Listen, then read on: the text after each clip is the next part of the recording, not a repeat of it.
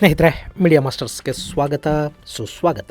ಗೆಳೆಯರೆ, ಅವುಗಳನ್ನು ಬ್ರಹ್ಮಾಂಡದ ಕೌತುಕಗಳು ಅಂತ ಕರೀತಾರೆ. ಅವು ಗಾತ್ರದಲ್ಲಿ ಮಾತ್ರ ಚಿಕ್ಕದಾಗಿರುತ್ತವೆ, ಆದರೆ ಶಕ್ತಿಯಲ್ಲಿ ಬ್ರಹ್ಮಾಂಡದ ದೊಡ್ಡ ದೊಡ್ಡ ಗ್ರಹಗಳನ್ನೇ ನುಂಗುವಷ್ಟು ಶಕ್ತಿ ಅದಕ್ಕಿರುತ್ತೆ. ಅವುಗಳ ಹತ್ತಿರಕ್ಕೆ ಹೋಗೋ ಯಾವುದೇ ವಸ್ತು ಕೂಡ ಅದರ ಸೆಳೆತದಿಂದ ತಪ್ಪಿಸ್ಕೊಳ್ಳೋದಕ್ಕೆ ಸಾಧ್ಯ ಆಗೋದಿಲ್ಲ. ಅವುಗಳ ಹುಟ್ಟು ಹೇಗಾಗುತ್ತೆ ಅನ್ನೋದನ್ನ ಕಂಡು ಹಿಡಿದಿರೋ ಮನುಷ್ಯನಿಗೆ ಅವುಗಳ ಅಂತ್ಯ ಹೇಗಾಗುತ್ತೆ, ಆ ಅಂತ್ಯದ ಬಳಿಕ ಬ್ರಹ್ಮಾಂಡದಲ್ಲಿ ಏನೆಲ್ಲ ಬದಲಾವಣೆಗಳಾಗುತ್ತವೆ ಅನ್ನೋದು ಕೂಡ ಗೊತ್ತಿಲ್ಲ.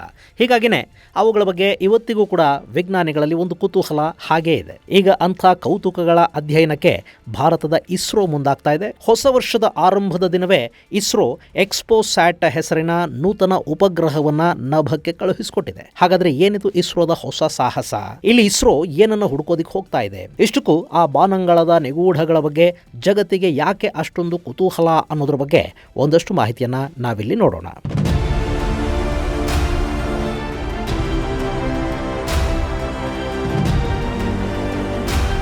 ಗೆಳೆಯರೆ, ಜನವರಿ 1, 2024ರಂದು ಇಸ್ರೋ ಮತ್ತೊಂದು ಮಹತ್ವದ ಮೈಲಿಗಲ್ಲನ್ನು ಸ್ಥಾಪಿಸಿದೆ. ಇಸ್ರೋದ PSLV C58 ತನ್ನ 60ನೇ ಪ್ರಯಾಣವನ್ನು ಅವತ್ತು ಕೈಗೊಳ್ತು. ಈ ಬಾರಿ ಲೋವರ್ ಅರ್ತ್ ಆರ್ಬಿಟ್ಗೆ ಎಕ್ಸ್ಪೋಸ್ಯಾಟ್ ಪ್ರೋ ಅನ್ನೋ ಉಪಗ್ರಹವನ್ನು ಸಲೀಸಾಗಿ ತಲುಪಿಸೋದಷ್ಟೇ ಅಲ್ಲದೆ ಇನ್ನೊಂದು ಉಪಗ್ರಹವನ್ನು ಕೂಡ ಭೂಮಿಯ ಕಕ್ಷೆಗೆ ತಲುಪಿಸೋದರಲ್ಲಿ ಈ PSLV C58 ಯಶಸ್ಸನ್ನು ಕಾಣ್ತು. ಶ್ರೀಹರಿಕೋಟದ ಬಾಹ್ಯಾಕಾಶ ಕೇಂದ್ರದಿಂದ ನಭಕ್ಕೆ ಚಿಮ್ಮಿದ ಉಡಾವಣಾ ವಾಹನ 21 ನಿಮಿಷಗಳಲ್ಲಿ ಭೂಮಿಯಿಂದ 650 ಕಿಲೋಮೀಟರ್ ಎತ್ತರದ ನಿಗದಿತ ಕಕ್ಷೆಗೆ ಎಕ್ಸ್ಪೋಸ್ಯಾಟ್ ಉಪಗ್ರಹವನ್ನು ಸೇರಿಸಿತು. ಆ ನಂತರ ಅಲ್ಲಿಂದ ಕೆಳಗೆ ಅಂದ್ರೆ ಭೂಮಿಯಿಂದ 350 ಕಿಲೋಮೀಟರ್ ಎತ್ತರದ ಕಕ್ಷೆಯಲ್ಲಿ ಮತ್ತೊಂದು ಉಪಗ್ರಹವನ್ನ ನೆಲೆಗೊಳಿಸುವುದರಲ್ಲಿ ಈ PSLV ಯಶಸ್ವಿ ಆಯಿತು. ಇನ್ನು ಈಗ ಉಡಾವಣೆ ಆಗಿರೋ ಎಕ್ಸ್ಪೋಸ್ಯಾಟ್ ಜಗತ್ತಿನ ಅತಿದೊಡ್ಡ ಕೌತುಕಗಳ ಬಗ್ಗೆ ಮಾಹಿತಿಯನ್ನ ಸಂಗ್ರಹಿಸುವ ಕೆಲಸ ಮಾಡುತ್ತೆ.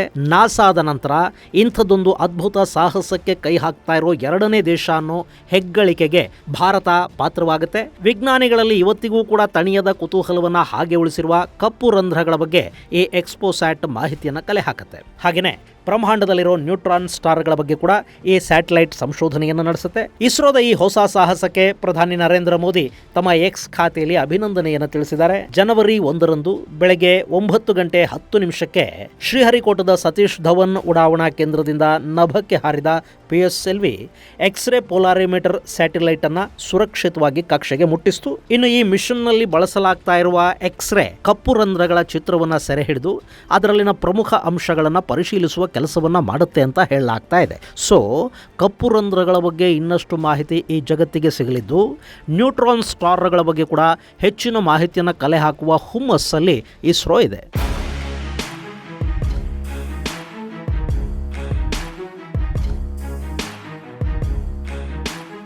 ಗೆಳೆಯರೆ, ಇಲ್ಲಿ ಇಸ್ರೋ ಕಪ್ಪು ರಂಧ್ರಗಳ ಅಧ್ಯಯನಕ್ಕೆ ಯಾಕೆ ಮುಂದಾಗ್ತಾ ಇದೆ ಅನ್ನೋದನ್ನ ನೋಡೋದಕ್ಕೂ ಮುನ್ನ ಈ ಕಪ್ಪು ರಂಧ್ರಗಳ ಬಗ್ಗೆ ಒಂದಷ್ಟು ಮಾಹಿತಿಯನ್ನು ನೋಡ್ಬಿಡೋಣ. ನಮ್ಮ ಬ್ರಹ್ಮಾಂಡದಲ್ಲಿ ಲೆಕ್ಕಕ್ಕೆ ಸಿಗದಷ್ಟು ಕಪ್ಪು ರಂಧ್ರಗಳಿವೆ. ಹಾಗೆ ನಮ್ಮ ಮಿಲ್ಕಿ ವೇ ಗ್ಯಾಲಾಕ್ಸಿಯಲ್ಲಿ ಸಾಕಷ್ಟು ಕಪ್ಪು ರಂಧ್ರಗಳಿವೆ ಅನ್ನೋದನ್ನ ವಿಜ್ಞಾನಿಗಳು ಪತ್ತೆ ಮಾಡಿದ್ದಾರೆ. ಇನ್ನು ನಮ್ಮದೇ ಸೌರಮಂಡಲದಲ್ಲಿ 2 ಕಪ್ಪು ರಂಧ್ರಗಳಿವೆ ಅಂತ ಹೇಳಲಾಗ್ತಾ ಇದ್ದು, ಅವು ನಮ್ಮಿಂದ 25,000 ಜ್ಯೋತಿರ್ವರ್ಷಗಳಷ್ಟು ದೂರದಲ್ಲಿವೆ ಅಂತೆ. ಅಂದ್ರೆ ಬೆಳಕಿನ ವೇಗದಲ್ಲಿ ನಾವು ಅಲ್ಲಿಗೆ ಹೋದ್ರೂ ಕೂಡ ಈ ಕಪ್ಪು ರಂಧ್ರಗಳನ್ನು ಮುಟ್ಟೋದಕ್ಕೆ 27,000 ವರ್ಷಗಳು ನಮಗೆ ಬೇಕಾಗುತ್ತೆ. ಆದ್ರೂ ಕೂಡ ಈ ರಂಧ್ರಗಳ ಬಗ್ಗೆ ವಿಜ್ಞಾನಿಗಳಿಗೆ ಸಾಕಷ್ಟು ಭಯ ಅಂತೂ ಇದ್ದೇ ಇದೆ. ಸ್ನೇಹಿತರೆ, ಈ ಬ್ಲಾಕ್ ಹೋಲ್ಸ್ ಅಂತ ಕರೆಸಿಕೊಳ್ಳುವ ಬ್ರಹ್ಮಾಂಡದ ಕೌತುಕಾನೇ ಹಾಗೆ. ಇವುಗಳಲ್ಲಿ ಅಗಾಧ ಪ್ರಮಾಣದ ಶಕ್ತಿ ಇದೆ. ಹಾಗಂತ ಇವೇನು ಹೊಸ ಕಾಯಗಳಲ್ಲ. ಇವು ನಮ್ಮ ಬ್ರಹ್ಮಾಂಡದಲ್ಲಿನ ನಕ್ಷತ್ರಗಳು ಸತ್ತ ನಂತರ ಹುಟ್ಟಿಕೊಳ್ಳುವ ಕಾಯಗಳು. ನೋಡೋದಿಕ್ಕೆ ಇಷ್ಟಿಷ್ಟೇ ಕಾಣುವ ಇವು ಅಗಾಧ ಪ್ರಮಾಣದ ಗುರುತ್ವ ಶಕ್ತಿಯನ್ನು ಹೊಂದಿರುತ್ತವೆ. ಅಷ್ಟೇ ಅಲ್ಲದೆ ಇವುಗಳ ವಿಮೋಚನಾ ವೇಗ 1 ಸೆಕೆಂಡ್ಗೆ 3 ಲಕ್ಷ ಕಿಲೋಮೀಟರ್ಗೂ ಅಧಿಕ ಇರುತ್ತಂತೆ. ಹಾಗೆ ನೋಡಿದ್ರೆ ಕೆಲ ಕಪ್ಪು ರಂಧ್ರಗಳಿಂದ ಬೆಳಕು ಕೂಡ ಎಸ್ಕೇಪ್ ಆಗೋದಕ್ಕೆ ಸಾಧ್ಯ ಇಲ್ಲ ಅನ್ನೋದು ಸಂಶೋಧಕರ ವಾದ. ಹಾಗಿದ್ದ ಮೇಲೆ ನಕ್ಷತ್ರಗಳು, ಗ್ರಹಗಳು, ಧೂಮಕೇತುಗಳು, ಕ್ಷುದ್ರ ಗ್ರಹಗಳು ಇವೆಲ್ಲ ಈ ಕಪ್ಪು ರಂಧ್ರಕ್ಕೊಂದು ಲೆಕ್ಕನೇ ಅಲ್ಲ. ಸಾಮಾನ್ಯವಾಗಿ ಬ್ರಹ್ಮಾಂಡದಲ್ಲಿನ ಅಸಂಖ್ಯಾತ ನಕ್ಷತ್ರಗಳು ತಮ್ಮ ಆಯುಸ್ಸು ಮುಗಿದ ನಂತರ ತಮ್ಮ ಗಾತ್ರವನ್ನು ಹೆಚ್ಚಿಸಿಕೊಳ್ತಾ ಹೋಗುತ್ತವೆ. ಆ ಸಂದರ್ಭದಲ್ಲಿ ಅವು ಕೆಂಪು ಉಂಡೆಗಳ ತರ ಕಾಣೋದಕ್ಕೆ ಶುರು ಆಗುತ್ತವೆ. ಹೀಗಾದ ನಂತರ ಕೆಲ ನಕ್ಷತ್ರಗಳು ನಿಧಾನವಾಗಿ ನಾಶ ಆದ್ರೆ ಮತ್ತೆ ಕೆಲವು ಕೆಂಪು ದೈತ್ಯಗಳ ರೂಪವನ್ನು ಪಡ್ಕೊಂಡು ಸ್ಫೋಟಗೊಂಡು ಬಿಡುತ್ತವೆ. ಅದನ್ನ ಸೂಪರ್ನೋವಾ ಅಂತ ಕರೀತಾರೆ. ಅಲ್ಲಿಗೆ ಈ ನಕ್ಷತ್ರಗಳ ಕಥೆ ಮುಗಿದು ಹೋದ ಹಾಗೆ. ಆದರೆ ಕೆಲವೊಮ್ಮೆ ಹೀಗೆ ಸ್ಫೋಟ ಆದ ನಂತರ ಕೂಡ ನಕ್ಷತ್ರಗಳು ಪೂರ್ಣವಾಗಿ ಸಾಯೋದಿಲ್ಲ, ಅವು ಹಾಗೆ ಉಳಿದು ಬಿಡುತ್ತವೆ. ವಿಜ್ಞಾನ ಜಗತ್ತು ಇಂಥ ನಕ್ಷತ್ರಗಳನ್ನ ನ್ಯೂಟ್ರಾನ್ ಸ್ಟಾರ್ಸ್ ಅಂತ ಗುರುತಿಸುತ್ತೆ. ಈ ನ್ಯೂಟ್ರಾನ್ ಸ್ಟಾರ್ಗಳು ತಮ್ಮ ತಿರುಗೋ ವೇಗವನ್ನ ಹೆಚ್ಚಿಸಿಕೊಳ್ಳುತ್ತವೆ, ಹಾಗೇನೆ ಅವುಗಳ ಗುರುತ್ವ ಬಲ ಕೂಡ ಹೆಚ್ಚಾಗಿರುತ್ತೆ. ಆ ಬಳಿಕ ಅವು ತಮ್ಮ ಸಮೀಪಕ್ಕೆ ಬರೋ ಪ್ರತಿಯೊಂದು ವಸ್ತುವನ್ನು ಕೂಡ ತಮ್ಮತ್ತ ಸೆಳೆಯೋದಕ್ಕೆ ಶುರು ಮಾಡುತ್ತವೆ. ಈ ಹಂತವನ್ನೇ ಕಪ್ಪು ರಂಧ್ರ ಅಂತ ಹೇಳುದು. ಅವುಗಳ ಶಕ್ತಿ ಎಷ್ಟಿರುತ್ತೆ ಅಂದ್ರೆ ನಮ್ಮ ಸೂರ್ಯ ಕೂಡ ಅವುಗಳ ಶಕ್ತಿಯಿಂದ ತಪ್ಪಿಸ್ಕೊಳ್ಳೋದಕ್ಕೆ ಸಾಧ್ಯ ಆಗೋದಿಲ್ಲ. ಅಕಸ್ಮಾತ್ ಸೂರ್ಯ ಏನಾದರೂ ಈ ಕಪ್ಪು ರಂಧ್ರಗಳ ಗುರುತ್ವ ಶಕ್ತಿಯ ಸೆಳೆತಕ್ಕೆ ಸಿಲುಕಿಬಿಟ್ರೆ ಇವು ಸೂರ್ಯನನ್ನು ನುಂಗ್ಕೊಂಡು ಬಿಡುತ್ತವೆ. ಅಷ್ಟೇ ಅಲ್ಲ, ಈ ಬ್ಲಾಕ್ ಹೋಲ್ ನ ಒಳಗೆ ಸೇರಿದ ನಕ್ಷತ್ರ, ಗ್ರಹ ಅದು ಎಷ್ಟೇ ದೊಡ್ಡದಿದ್ರೂ ಕೂಡ ಇದರೊಳಗೆ ಪ್ರವೇಶ ಮಾಡಿದ ಮೇಲೆ ಅದರ ಗಾತ್ರ ಚಿಕ್ಕದಾಗಿ ಹೋಗುತ್ತೆ, ಅದು ತನ್ನ ಅಸ್ತಿತ್ವವನ್ನು ಕಳ್ಕೊಳ್ಳುತ್ತೆ. ಆದ್ರೆ ಅದರ ಭಾರ ಮಾತ್ರ ಹಾಗೆ ಇರುತ್ತೆ. ಹೀಗಾಗಿನೇ ಈ ಕಪ್ಪು ರಂಧ್ರದಲ್ಲಿನ ಸಣ್ಣ ಕಲ್ಲು ಕೂಡ 100 ಟನ್ಗಳಷ್ಟು ಭಾರವನ್ನ ಹೊಂದಿರುತ್ತೆ ಅನ್ನೋದು ವಿಜ್ಞಾನಿಗಳ ಲೆಕ್ಕಾಚಾರ. ಇಲ್ಲಿ ಮತ್ತೇನೂ ಇಲ್ಲ, ಕಪ್ಪು ರಂಧ್ರದ ಗುರುತ್ವಾಕರ್ಷಣ ಶಕ್ತಿ ಹೆಚ್ಚಿರೋದ್ರಿಂದ ಕಪ್ಪು ರಂಧ್ರವನ್ನ ಸೇರುವ ಪ್ರತಿಯೊಂದು ವಸ್ತುವಿನ ಭಾರ ಕೂಡ ಹೆಚ್ಚಾಗ್ತಾ ಹೋಗುತ್ತೆ. ಇನ್ನು ಇತ್ತೀಚೆಗೆ ನಮ್ಮ ಕ್ಷೀರಪಥದ ಮಧ್ಯದಲ್ಲಿ ಪತ್ತೆಯಾಗಿರುವ ಕಪ್ಪು ರಂಧ್ರ ಸ್ಯಾಜಿಟೇರಿಯಸ್ ಇದೆಯಲ್ಲ, ಇದು ನಮ್ಮ ಸೂರ್ಯನ ದ್ರವ್ಯರಾಶಿಗಿಂತ 43 ಲಕ್ಷ ಪಟ್ಟು ಹೆಚ್ಚಿದೆಯಂತೆ. ಈ ಸ್ಯಾಜಿಟೇರಿಯಸ್ ಅನ್ನ ಗುರುತಿಸಿದ ಕಾರಣಕ್ಕಾಗಿನೇ 3 ವಿಜ್ಞಾನಿಗಳು ನೊಬೆಲ್ ಪ್ರಶಸ್ತಿಗೆ ಕೂಡ ಭಾಜನರಾದರು. ಅದಾದ ಬಳಿಕ ನಮ್ಮ ಸೌರಮಂಡಲದಲ್ಲಿನ ಸೈಗುನಸ್ ಅನ್ನೋ ಕಪ್ಪು ರಂಧ್ರದ ಬಗ್ಗೆ ಸಾಕಷ್ಟು ತಲೆ ಕೆಡಿಸಿಕೊಂಡ ವಿಜ್ಞಾನಿಗಳು ಅದರ ಬಗ್ಗೆ ಕೂಡ ಒಂದಷ್ಟು ಅಧ್ಯಯನವನ್ನು ನಡೆಸಿ ಇದು ಕಪ್ಪು ರಂಧ್ರನೇ ಅಂತ ಕನ್ಫರ್ಮ್ ಮಾಡಿದ್ರು. ಈ ಸೈಗುನಸ್ ಭೂಮಿಗೆ ಹತ್ತಿರ ಇದ್ದು ಅದು ಸೂರ್ಯನಿಗಿಂತ 20 ಪಟ್ಟು ಅಧಿಕ ದ್ರವ್ಯರಾಶಿಯನ್ನು ಹೊಂದಿದೆ ಮತ್ತು ಅದು ಬೆಳಕಿನ ವೇಗವನ್ನು ಕೂಡ ಪಡ್ಕೊಂಡಿದೆ ಅನ್ನೋ ವಿಚಾರವನ್ನ ಇಲ್ಲಿ ಸ್ಪಷ್ಟಪಡಿಸಲಾಯಿತು. ಹೀಗೆ ಸೈಗುನಸ್ ಒಂದು ಕಪ್ಪು ರಂಧ್ರ ಅನ್ನೋದು ಕನ್ಫರ್ಮ್ ಆಗ್ತಿದ್ದ ಹಾಗೆ ನಮ್ಮ ಗ್ಯಾಲಕ್ಸಿಯಲ್ಲಿ 2 ಆಕ್ಟಿವ್ ಕಪ್ಪು ರಂಧ್ರಗಳಿವೆ ಅನ್ನೋದು ಗೊತ್ತಾಯಿತು. ಅವುಗಳ ಜೊತೆಗೆ ಕಪ್ಪು ರಂಧ್ರಗಳಾಗಿ ಬದಲಾಗೋದಕ್ಕೆ ಸಿದ್ಧವಾಗ್ತಾ ಇರೋ 10ಕ್ಕೂ ಹೆಚ್ಚು ನಕ್ಷತ್ರಗಳನ್ನು ಕೂಡ ವಿಜ್ಞಾನಿಗಳು ಪತ್ತೆ ಮಾಡಿದ್ದಾರೆ. ಆದರೆ ಅವುಗಳ ಬಗ್ಗೆ ಹೆಚ್ಚಿನ ಮಾಹಿತಿಯನ್ನು ಯಾರೂ ಕೂಡ ಇದುವರೆಗೆ ಹೊರಹಾಕಿಲ್ಲ.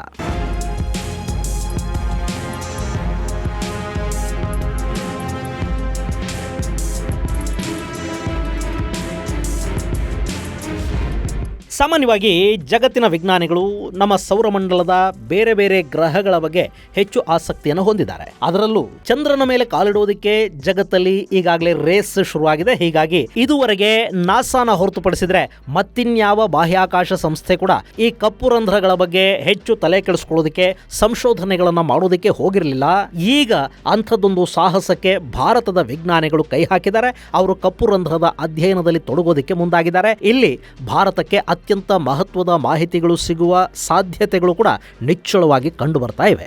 ಭಾರತ ಹೇಗೆ ತನ್ನ ಮೊದಲ ಚಂದ್ರಯಾನದ ಸಂದರ್ಭದಲ್ಲಿ ಚಂದ್ರನ ಮೇಲೆ ನೀರಿದೆ ಅನ್ನೋದನ್ನ ಇಡೀ ಜಗತ್ತಿಗೆ ಹೇಳ್ತೋ, ಅದೇ ರೀತಿ ಇಲ್ಲಿವರೆಗೆ ಜಗತ್ತಿನ ಕಣ್ಣಿಗೆ ಕಾಣದ ಸಾಕಷ್ಟು ಕೌತುಕಗಳು ಇನ್ನು ಮುಂದೆ ಭಾರತದ ಸಂಶೋಧಕರ ಕಣ್ಣಿಗೆ ಬೀಳಬಹುದು ಅನ್ನೋ ವಿಶ್ವಾಸ ಇಲ್ಲಿದೆ. ಯಾಕೆಂದ್ರೆ ಕಪ್ಪು ರಂಧ್ರಗಳು ಅಗಾಧ ಶಕ್ತಿಯನ್ನು ಹೊಂದಿವೆ, ಎಲ್ಲವನ್ನೂ ಅವು ಸ್ವಾಹ ಮಾಡುತ್ತವೆ ಅನ್ನೋದು ಸಾಮಾನ್ಯವಾಗಿ ಎಲ್ಲರಿಗೂ ಗೊತ್ತು. ಆದರೆ ಆ ಕಪ್ಪು ರಂಧ್ರ ಕಡೆಗೇನಾಗತ್ತೆ ಅನ್ನೋದು ಇದುವರೆಗೆ ಯಾರಿಗೂ ಸ್ಪಷ್ಟವಾಗಿ ಗೊತ್ತಾಗಿಲ್ಲ. ಕೆಲ ಸಂಶೋಧಕರು ಹೇಳೋ ಹಾಗೆ ಸಾಮಾನ್ಯವಾಗಿ ಕಪ್ಪು ರಂಧ್ರ ತಾನು ಬರ ಸೆಳೆಯುವ ಎಲ್ಲ ಶಕ್ತಿಯನ್ನ ಮತ್ತೆ ಬ್ರಹ್ಮಾಂಡಕ್ಕೆ ಕೊಟ್ಟು ಹೋಗುತ್ತೆ ಅನ್ನೋದು. ಇದನ್ನ ಬ್ಲಾಕ್ ಹೋಲ್ ಎವಾಪರೇಷನ್ ಅಂತ ಹೇಳಲಾಗುತ್ತೆ. ಸ್ಟೀಫನ್ ಹಾಕಿನ್ಸ್ ಈ ವಿದ್ಯಮಾನವನ್ನ ಕಂಡು ಹಿಡಿದ್ರು ಅಂತ ಕೂಡ ಹೇಳ್ತಾರೆ.